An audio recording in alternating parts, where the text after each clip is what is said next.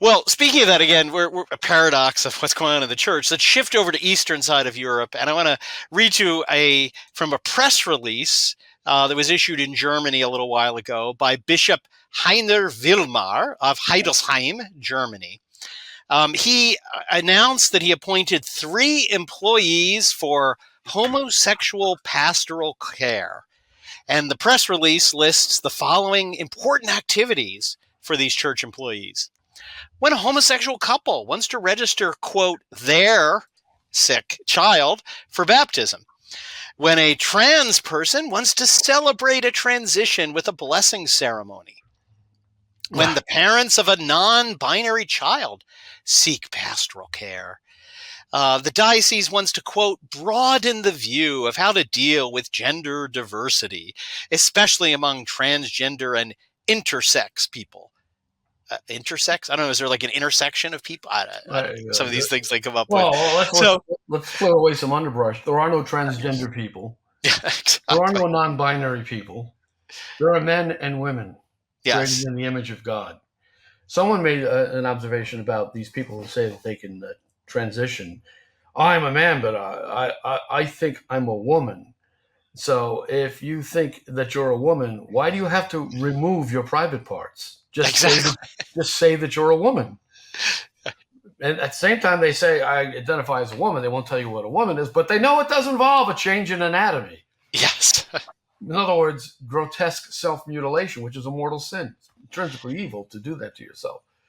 So this bishop is basically, and this is the trend since Francis became Pope, tolerating and even condoning intrinsic evils and seeking to bless them. Welcome to the quasi-apocalypse. The great apostasy. If this is not the great apostasy, I shudder to think what would be. Exactly. Well, he ends his press release with saying, God's blessing is upon them and their partner relationships, as it is upon all loving relationships without exception. I mean, he essentially denies the reality that something rooted in sin is obviously not loving because it is rejection of God, and rejection of God lacks charity, lacks love, and so is not loving. Well, the charter for that kind of thinking is, of course, Amoris Laetitia. Yes. Which says people in these irregular relationships are not necessarily in a state of mortal sin. They could even be receiving God's grace, and they could even be doing that which is possible for them in the moment. And in a certain sense is recognized as good by God because that's all they can do.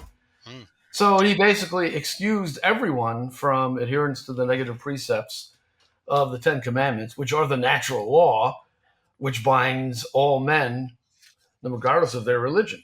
And that's the charter for this kind of thinking. He unleashed the flood tide of relativistic thinking and basically, in this case, situation ethics. You do the best you can in your concrete situation. And, well, in your concrete situation, you have elements of the good. This is moral ecumenism, too. We were told that with the Second Vatican Council and its aftermath, certain religions have elements of good, so they must be good because they have elements of good. And now we have immoral relationships, which have elements of good. So they must be good because of the elements of good. They're nice to each other. That's good. So in a certain sense, every sin has an element of good within it, right? Yeah, and this brings us back to a theme of our discussions, and Romano Amerio summarized it with one phrase: loss of essences. Yes. Meaning the distinction between one thing and another. Everything is blurry now. The distinction between good and evil, ethical and unethical behavior, right and wrong, tradition and revolution, all of these distinctions have been obliterated. And which is the thinking of modern man, who is just an emotivist. He thinks with his emotions. Well, and to your credit, to mine, to others like Bishop Athanasius Snyder, we were saying this at the time of Amoris Laetitia, when many of the Pope-splainers, again, were trying to say, oh, it's just about giving communion to a couple people in sin. Pause. Big problem with that already. I mean, already a serious problem. Yep. We were saying, actually, it's much, much more at stake in this document because the principle he's using to, quote, give communion to a few people in sin obliterates the entire natural law. I mean, everything falls because the whole natural law is a system that essentially stands or falls together, right? The natural law is integral to human nature and is all aspects of human nature. So if you pull on a thread, the whole thing collapses. And that's clearly what we all saw with Amoris Laetitia. Well, natural law is our participation as rational beings in the eternal law, which is God's ordering of the entire universe towards certain ends. So if you pre-sin, if you pull away from the natural law, you're literally distorting the fabric of the universe as God has created it. Yep. And that's what this is all about, this idea that there are no fixed genders, that gender isn't determined by anatomy, except when you want to change your gender, then suddenly it's all about anatomy and getting it removed. So there's never any consistency in the way these people think, because they've obliterated categories of thought, and everything just devolves into one big emotional muddle about how you feel as opposed to what you think.